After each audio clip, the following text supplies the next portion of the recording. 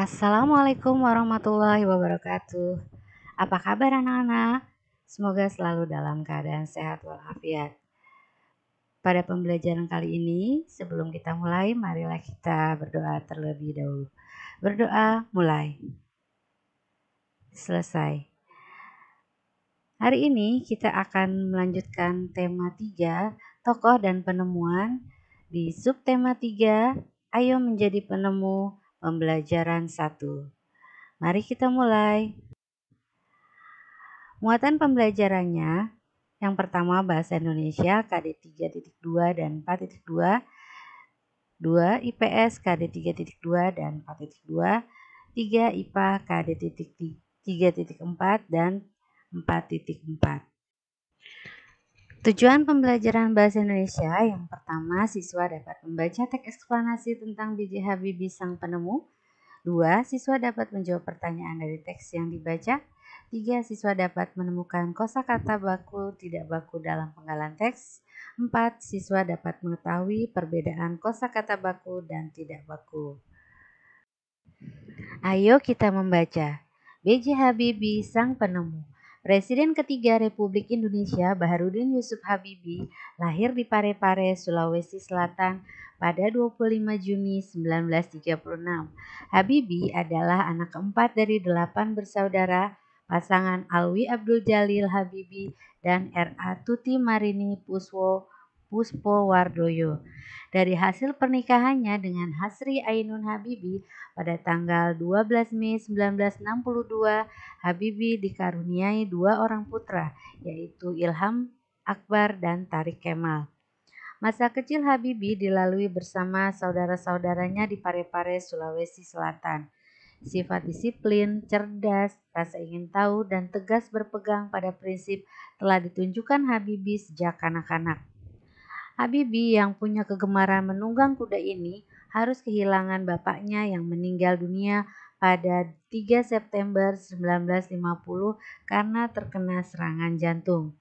Tak lama kemudian, Habibie pindah ke Bandung untuk menuntut ilmu di Government Middlebury School.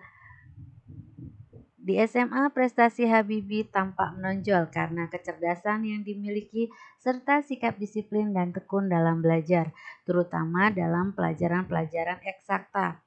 Habibie menjadi sosok favorit di sekolahnya. Setelah tamat SMA di Bandung tahun 1954, Habibie masuk Universitas Indonesia di Bandung, sekarang ITB. Lulus dari ITB, Habibie mendapat beasiswa kuliah di Jerman, jurusan konstruksi pesawat terbang. Selama kuliah di Jerman, Habibie belajar dengan tekun dan bekerja keras untuk menyelesaikan kuliahnya dengan nilai baik. Habibie mendapat gelar diploma dari Teknik School pada tahun 1960 dengan nilai sempurna.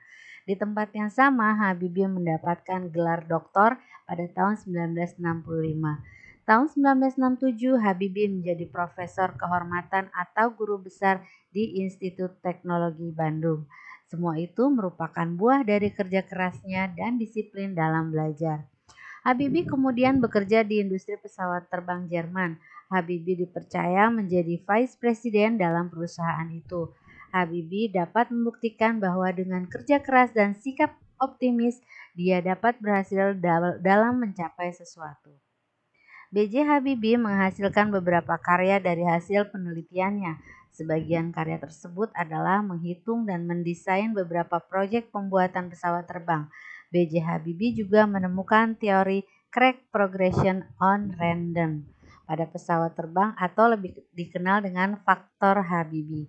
Dengan ditemukannya teori ini, porsi rangka baja pesawat bisa dikurangi dan diganti dengan dominasi aluminium dan dalam badan pesawat terbang, sehingga bobot badan pesawat menjadi lebih ringan dan memperpanjang ketahanan pesawat. Habibie berkesempatan menjadi warga negara Jerman karena pemerintah Jerman menganggap Habibie memiliki jasa besar untuk Jerman dalam bidang politik, sosial, serta teknologi. Namun Habibie menolak untuk menjadi warga negara Jerman dan lebih memilih kembali ke tanah air untuk membangun bangsanya sendiri. Habibie begitu cinta tanah tumpah darahnya sendiri.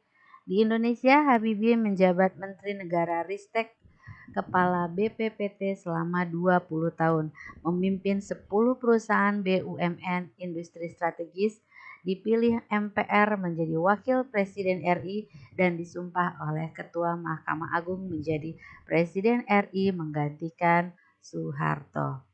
Selanjutnya, kita akan belajar menemukan kosakata tidak baku pada penggalan teks.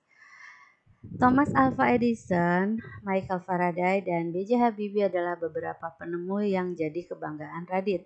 Radit sangat kagum dengan para penemu itu. Bahkan Radit pengen jadi seorang penemu. Nasihat ayah, seorang penemu harus punya rasa ingin tahu yang besar.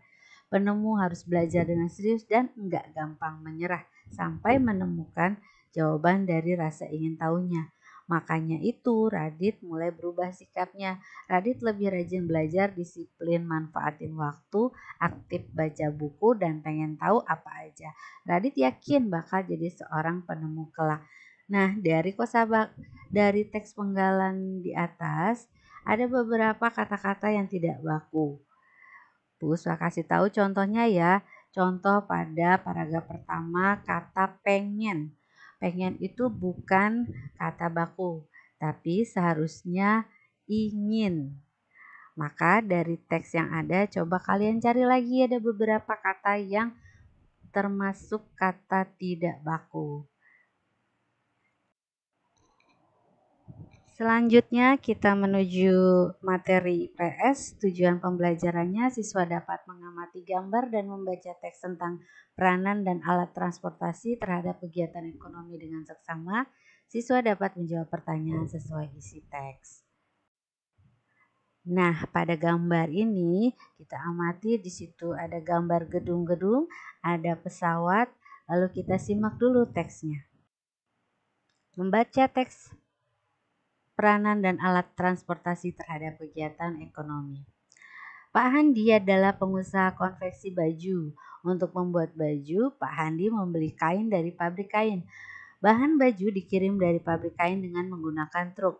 Lalu bahan tersebut dijahit menjadi berbagai model. Baju yang sudah jadi akan didistribusikan ke toko dan pasar di berbagai daerah dengan menggunakan mobil. Selain itu, Pak Handi juga menjual bajunya secara online. Pembeli bisa berasal dari luar pulau hingga luar negeri. Pak Handi menggunakan transportasi pesawat terbang dan kapal untuk mengirimkan baju tersebut ke luar pulau dan luar negeri. Kemajuan transportasi sangat mendukung perkembangan usaha konveksi Pak Handi. Tanpa adanya alat-alat transportasi, tentu usaha Pak Handi tidak akan berjalan dengan baik dan bertambah maju. Dari teks ini kita bisa melihat pengalaman Pak Handi sebagai pelaku bisnis yang sangat membutuhkan alat transportasi untuk mendukung usahanya. Selanjutnya kita ke materi IPA. Tujuannya siswa dapat menuliskan persamaan dan perbedaan rangkaian listrik seri dan paralel. Siswa dapat menggambarkan rangkaian listrik yang diterapkan di rumah secara sederhana. Persamaan dan perbedaan rangkaian listrik seri dan rangkaian listrik paralel. Kita ke rangkaian listrik seri. Persamaannya antara rangkaian listrik seri dan paralel, yang pertama, daya dan arus listrik serta sumber tegangan yang hampir sama di antara keduanya. 2. Memerlukan daya listrik yang cukup besar. 3. Rangkaian paralel dan seri ini bisa digabung atau digunakan secara bersama-sama. 4. Terdapat hambatan ketika menggunakan keduanya tergantung panjang kabel atau media yang digunakan untuk memasang rangkaian. Lalu apa perbedaannya? Pada rangkaian seri, daya listrik setiap rangkaiannya sama. Lalu bila ada arus pada komponen rangkaian seri terputus, maka aliran listrik akan berhenti secara otomatis. Artinya kalau lampu satu mati, berarti lampu yang lainnya juga ikut mati. Selanjutnya untuk rangkaian paralel, perbedaannya sumber tegangan yang sama tiap rangkaian. Lalu yang kedua, bila arus pada komponennya terputus, maka aliran yang berhenti hanya bagian yang terputus saja. Contoh misalnya lampu yang satu mati, maka lampu yang lain belum tentu mati. Baik, sampai di sini dulu pembelajaran kali ini. Semoga bermanfaat. Assalamualaikum warahmatullahi wabarakatuh.